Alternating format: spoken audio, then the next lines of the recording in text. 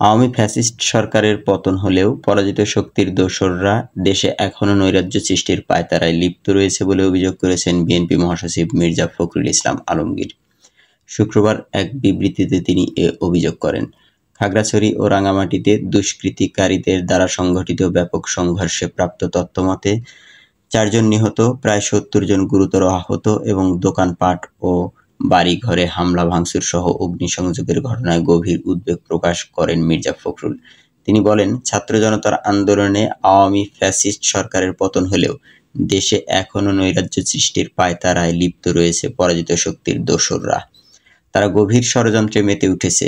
ষড়যন্ত্রকারীরা ছাত্র জনতার ঐতিহাসিক বিজয়কে মেনে নিতে পারছে না বলেই বর্তমান অন্তর্বর্তী সরকারকে বেকায়দায় ফেলতে দেশব্যাপী খুন-খারাপিতে মেতে উঠেছে। তিনি বলেন, আওয়ামী ফ্যাসিস্ট শাসক গোষ্ঠীর ভয়াবহ দুঃশাসন থেকে জনগণ মুক্তি পেলেও দেশ এখনো পুরোপুরি নিরাপদ নয়। দুষ্কৃতিকারীরা দেশকে অস্থিতিশীল করতে মরিয়া হয়ে উঠেছে, আর এ কারণেই জনগণের উপর হামলা চালিয়ে তাদেরকে পৈশাচিক কায়দায় হত্যাসহ গুরুতর আহত করা হচ্ছে।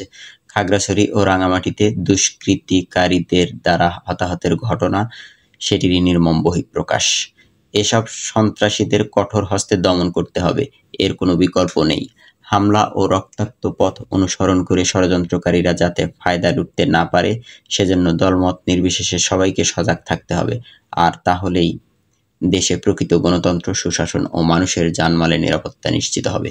বিএনপি মহাসচিব খাগড়াছড়ি এবং রাঙামাটিতে জনগণের উপর হামলাকারী দুষ্কৃতিকারীদের অবিলম্বে গ্রেপ্তার ও দৃষ্টান্তমূলক শাস্তির জোর আহ্বান জানিয়ে নিহতদের বিদেহী আত্মার মাগফিরাত কামনা সহ তাদের পরিবারের সদস্যদের প্রতি সমবেদনা জ্ঞাপন এবং আহতদের দ্রুত সুস্থতা কামনা করেন।